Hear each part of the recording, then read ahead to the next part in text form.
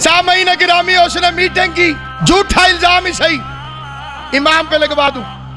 ایسے ایک عورت بلائی فاحشہ مذہب کی یہودن، 7ویں امام کے مقابلے میں، ابن حیدر کے مقابلے میں، خیبر کی کچلی ہوئی زخمی ناگن مذہب کی یہودی، اس کے حسن کے چرچے، یعنی لشکر حسن عصمت کے قلعے پہ حملہ کرنے چلا۔ اس نے کہا تجھے بطور خادمہ بھیجتا ہوں جیل میں۔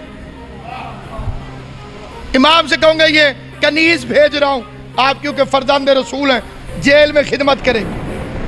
تو جب میں دورے پہ آؤں تو نے رونا شروع کر دینا، تمہارے آنسوؤں کو الفاظ میں خود پہنا دوں اور تاریخ میں لکھوا دوں کہ شیعوں کا امام ایسا ہے۔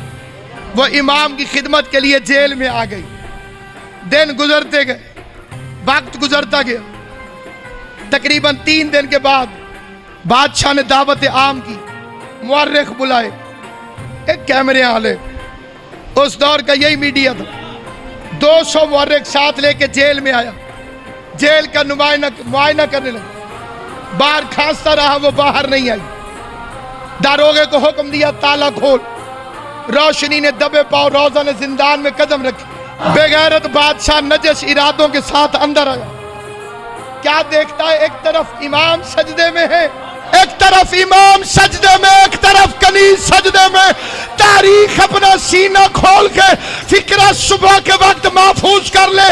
عصمت پہ حملہ یوسف کی بھی ہوا تھا، یوسف خود تو بچا تھا، زلیخا کو اپنے جیسا نہیں کر سکا تھا۔ اس عورت کے بالوں میں سجدے کی حالت میں ہاتھ ڈالا، جھٹکا دے کے کہتے اسی لیے بھیجا تھا تجھے، تو نمازیں پڑھے۔ مورخین نے بادشاہ کا مذہب نوٹ کیا، یہ یہودی عورت کے مسلمان ہونے پہ راضی نہیں، تجھے اس لیے بھیجا تھا تو سجدے کرے۔ اس نے سر اٹھا کے کہا تو اس قیدی کو اپنے جیسا سمجھتا ہے؟ میں زندان میں آئی، میں نے دیکھا جب اس نے کہا یا رب، 70 دفعہ آسمان سے جواب آیا لبیک۔